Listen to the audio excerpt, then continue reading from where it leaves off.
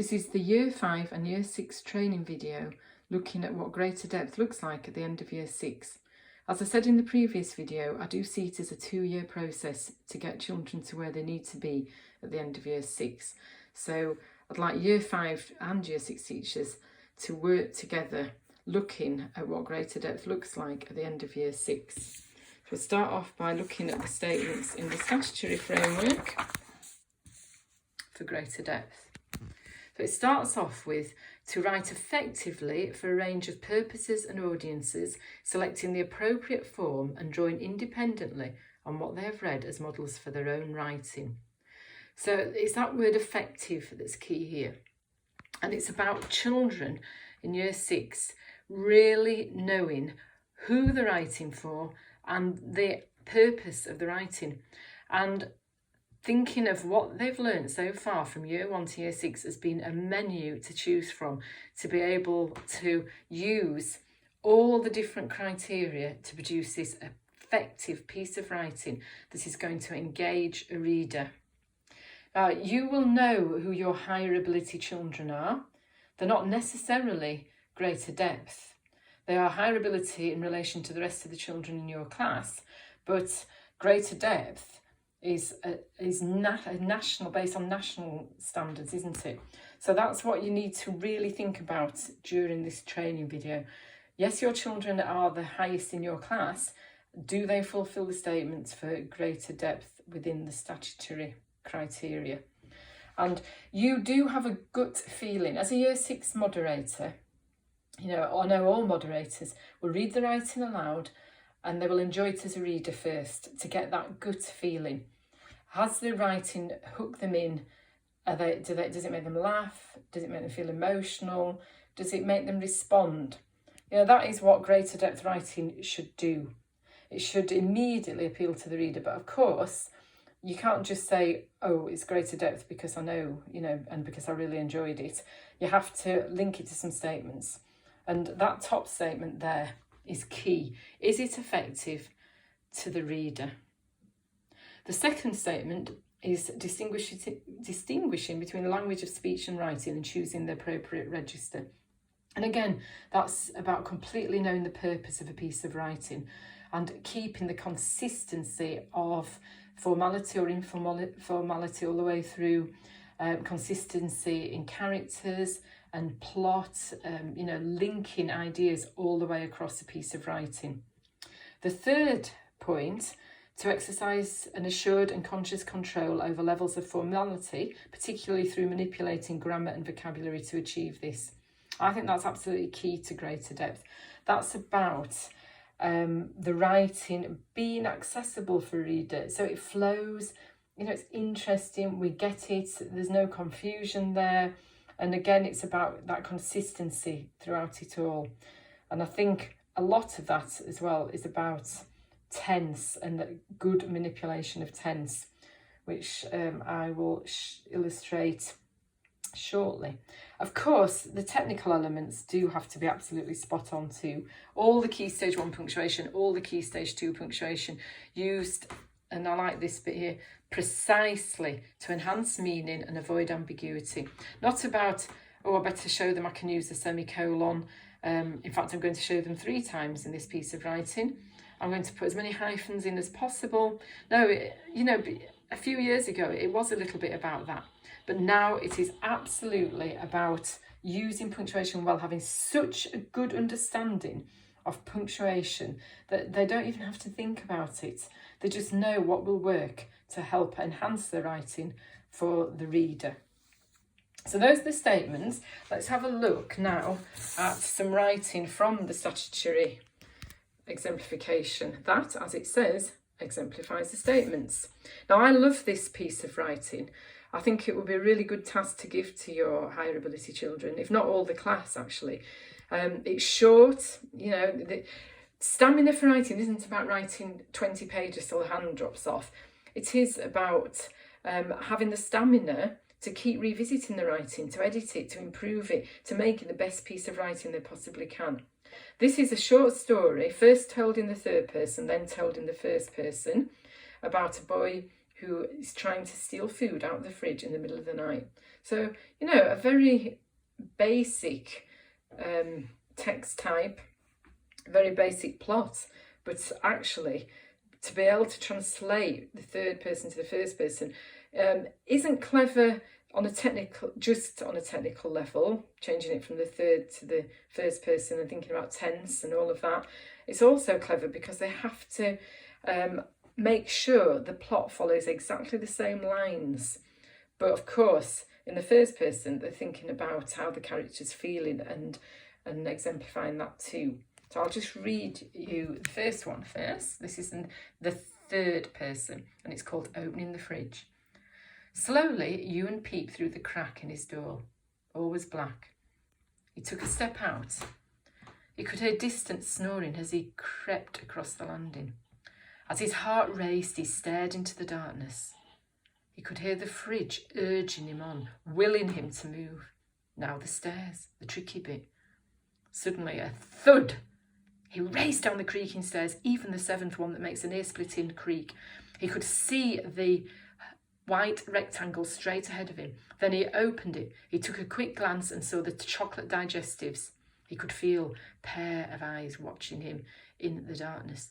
Who was it? Had he been seen? His eyes darted around the room, his heart in his mouth. He grabbed the biscuits and ran for it. Ewan? Echoed a voice. I love that. I love the way the fridge is personified, and I love the way the suspense builds up until it's broken with the dialogue at the end. Then you've got it in the first person, sneaking downstairs. I lay under the covers staring at the ceiling, my stomach empty. Slowly I got out of bed and crept towards my door. The handle shimmered in the darkness, urging me to turn it. My hand quivered as the brass handle turned and made a click. I jumped. Shadows crept across the landing while I nibbled at my nail. My parents' room's door creaked and I bolted down the stairs, including the seventh one that makes an ear-splitting thud when you step on it. I stared at the human-eating fridge and my legs turned to jelly as I tiptoed towards it. I reached out and... That's great, isn't it? You've got the same suspense built up. You've got the door handle personified here. You've got the link to the previous paragraph about the step that makes a noise when you step on it. And what I like about both these pieces is that the punctuation is absolutely spot on, so precise, and that nothing is over-egged. It's a simple piece of writing, but it is so very effective. Now, I just want to show you, in contrast, this piece of writing here. This is some writing that I was given as a moderator a few years ago from a child who the school had hoped would be greater depth. Right, I shall read this to you. Alice stepped back, unnoticeably aware of the freshly covered grave where someone was buried the day before. The soil was like dark, wet quicksand, hungry to swallow all of what was available. Down went her shivering cold foot into the frightening, freezing grave. Help! Screamed Ali. No one was strolling around to be able to help Alison, or were they? The question is, are they going to help Ali, or are they going to hurt her? Many cars were passing by, and the car headlights shined on the ivy-coloured walls of the grave. Ali thought she was seeing things, but she's sure of it that she wasn't. A shadowy figure cursed the landscape of Brookhaven Graveyard. So what did you think about that piece? When I show this to teachers, most of them say, oh, it's a bit confusing, which it is. They also point out that actually sometimes the tense is inaccurate. So, of course, technically, it's not brilliant for greater depth. But, yeah, the fact that it's confusing is key here. You know, if you think about the exemplification pieces that we just looked at that were so precise, they built up to that suspense so well. Whereas here you can see this child is thinking, I need to show everything I can do as much as possible.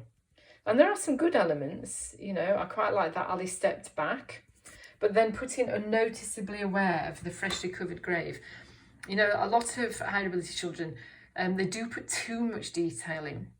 And it's about pulling back, and it's about what you take out as much as what you put in. You know, if the grave is freshly covered, we do know that someone was probably buried the day before. But the child here has gone on to put where someone was buried the day before. Now, we don't need that second bit in, do we? We just need to put that the grave was freshly covered, and that's really nice. And I think that's one of the key techniques we need to teach higher ability children, not saying everything in lots of different ways. Yeah, because that becomes boring for the reader, doesn't it? The thing is, up to year 5, it is about putting lots into the writing, isn't it? But in year 5 and 6, it's about really working on the writing and really thinking about it in a clever way. Have I said too much about the same thing? So then the suspense isn't started off too badly. The soil was like dark, wet quicksand. Hungry to swallow, I like that. But all of what was available, a little bit clumsy. Down went her shivering cold foot into the frightening, freezing grave. So, you know, it's starting to build a suspense there. The dialogue here just completely ruins it, I reckon. Help, screamed Ali. You know, there's no one there. Is the child just showing that she can actually add dialogue to some writing? You know, I'm not sure. And then from then on, it does lose its thread. No one was strolling around to be able to help Alison, or were they? Now, in that one sentence, there's quite a lot of inaccuracies. For one thing, who would be strolling around a graveyard in the dead of night? You know, the verb there is just completely the wrong verb to use here. The child obviously thought, well, I've used Ali once, I'm going to use it again, I'm going to use Alison. That again is clunky. And then just adding that question on the end, or were they? I don't know. That little bit might have worked if then she hadn't gone on to talking about the question again. The question is, are they going to help Ali or are they going to hurt her? Too many questions. The thread has been lost. The reader's distracted.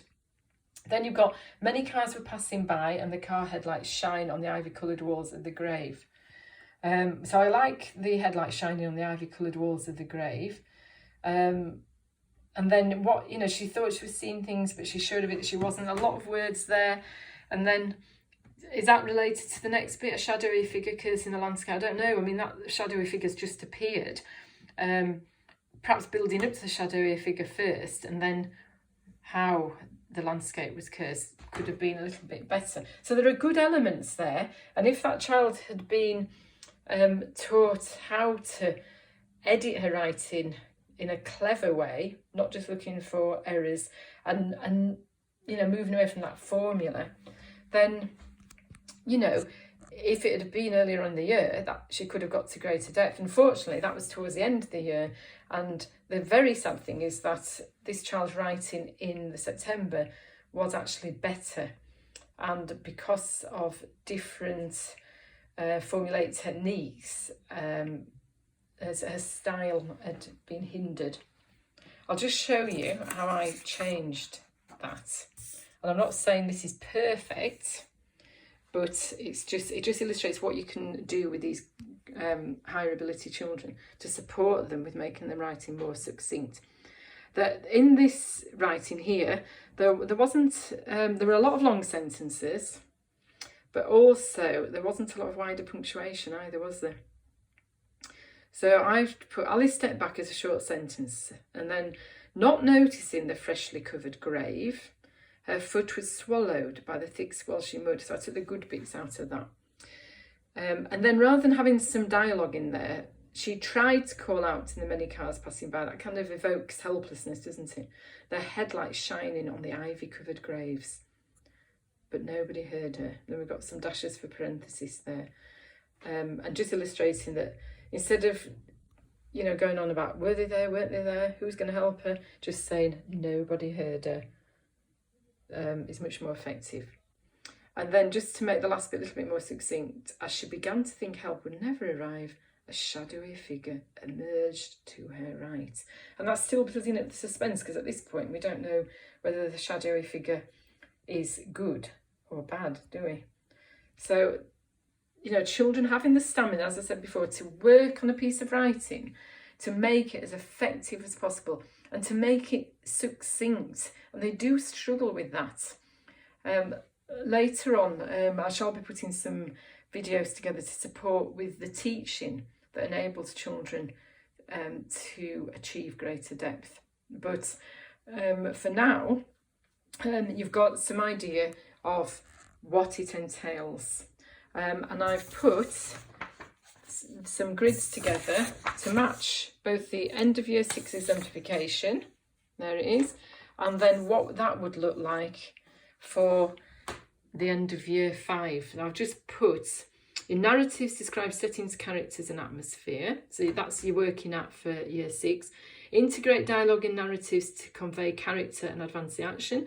That's from the expected standard at the end of year 6. Select precise vocabulary and grammatical structures that reflect the level of formality required mostly correctly. So that reflects the year 6 greater depth statement. And this, knowing how to make writing succinct by using precise grammar and punctuation to engage the reader, sometimes showing and not telling. So again, that reflects the end of year 6 statement for greater depth. Using the full range of punctuation, talk correctly and appropriately.